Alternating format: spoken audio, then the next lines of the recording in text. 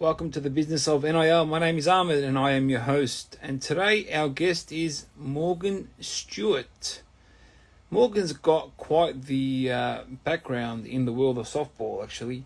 She was a former national representative for the Filipino softball team. She was a national champion at the University of Washington.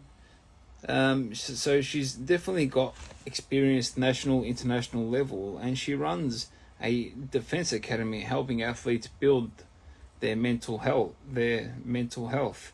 So she has joined us, and let's bring her in. Morgan, how you doing? Hey, how's it going? Very well, thank you. Thank you very much for joining me on the show. Hello, how's it going? Very well, thank you. Can you hear me, Morgan? It's a little bit slow. Okay, not a good start. It's just a little slow on my end. No worries. Let's just keep going. If it gets too slow, let me know, and we can go from there. Is that okay? Yeah, it sounds better now.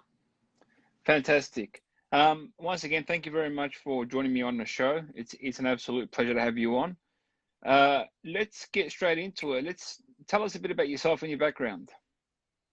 Yeah, I grew up a softball player. Like you were saying right before I got on, I went to the University of Washington, won a national championship way back in 2009 with the Huskies. I have two businesses currently. I teach softball lessons weekly, Monday through Wednesday in Anaheim, California.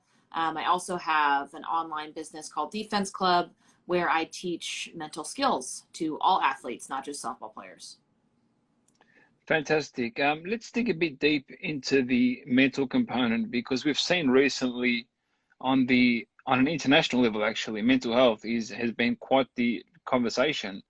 Um, what's your advice to athletes dealing with mental health issues? How do you advise they can get through it? Some tips, some advice, because it can really impact their performance and impact their life overall. Yeah, that's a great question. I think in terms of Defense Club, we teach like basically mental skills in terms of the right? So not going beyond that line between the mental game and mental health, but there are definitely some tips that I would give to athletes. Be aware of what you're saying to yourself over and over. Be aware of the story that you're telling yourself. If you are constantly looking at the negative side or you're constantly not in that spirit of gratitude, that's something to just be aware of. You know, when we get to that mental health side of depression or anxiety, it's not as simple as just being positive. So in that case, seeking out help, going to therapy, actually seeking out the help of professionals is something that lately, probably in the last couple years, has been greatly less stigmatized than it has been in the past. Absolutely, we're definitely hearing a lot more and more about it. How much do you think it actually has an impact on game day? Because for many years, athletes would drop in and out, and their performances would vary, and the answer really wasn't there.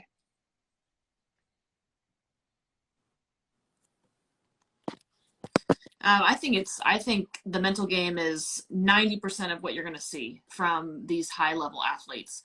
Actually, on game day, you see their physical ability and their talents, and that shines through. But the difference between those players that can basically harness those talents consistently, that is attributed to the mental game.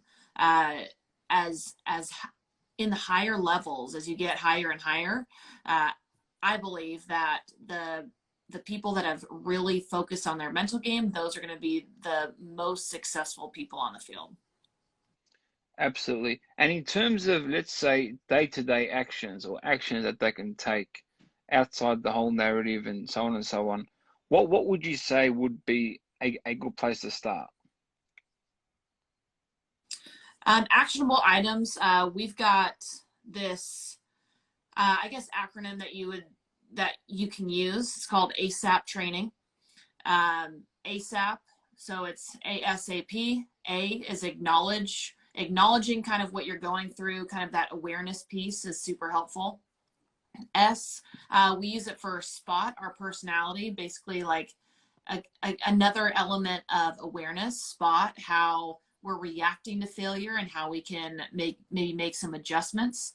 Activate our defense. So what's our actual, what's our way that we're going to flip our mindset?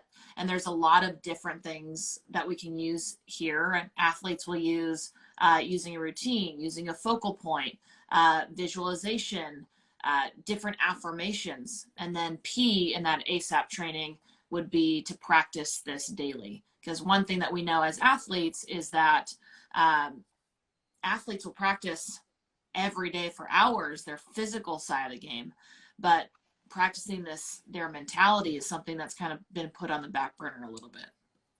Absolutely, and that's what we've seen in recent times. Actually, the positive is now there's all these different softwares and programs that have been implemented at the college level, which we hope can really make a difference to these athletes. So hopefully now the awareness is starting to be pushed out on a greater level. So moving on to the world of softball, I mean, you're a former softball athlete yourself, and you're actively involved every single week. I think this is a very exciting time in the world of softball. We've seen the softball, the college softball finals get like over 2 million views in the heat of the NBA finals, in the heat of, I can't remember, I think it was the draft at the time as well. So how do you see things panning out? How do you see the outlook moving forward? Softball's an interesting sport. For so long, the professional leagues had a little bit of trouble getting going or staying in this growth pattern.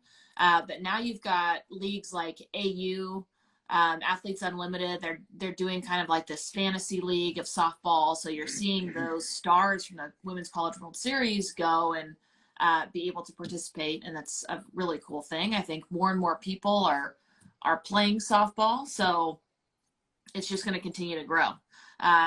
Ultimately, I think the future of softball lies in the success of keeping the Women's College World Series going and having those high numbers, seeing the future of the Olympics, and then the future of the pro league. So I hope that it continues to grow, but only time will tell, I think. Absolutely. And to finalize things and basically end it, and thank you very much, you've been amazing. Any parting words to athletes out there struggling with mental health? Any resources or guidelines that you can refer them to? Yes, I think if you're struggling with mental health, one big parting phrase that I can give you is it definitely gets better, right? It's one of those things where you are an athlete, you're used to performing, you're used to being able to make adjustments quickly, but sometimes mental health isn't that way. So it definitely gets better. Don't be afraid to seek out resources. I think when I was an athlete, I was my junior year, I actually had a pretty tough bout of depression when I was in college, and I was nervous to seek out resources because I didn't want people to find out and sit the bench, right?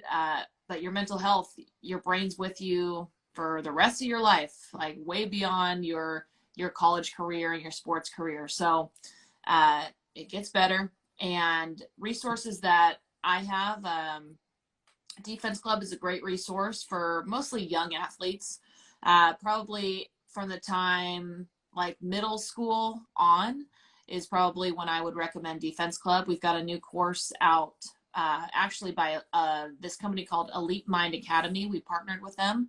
They actually train soldiers in mindfulness. So pretty cool. So that is out today. So how do people access it? Where do they go? Go to defenseclub.com. Defenseclub.com is the website, and they go to the navigation, just click join the club, And there's a couple different membership types. If you just want to try it out, it's like $17 a month just to start and try it. Awesome. Ladies and gentlemen, Morgan Stuart, thank you very much for joining me on the business of NIL. Thank you.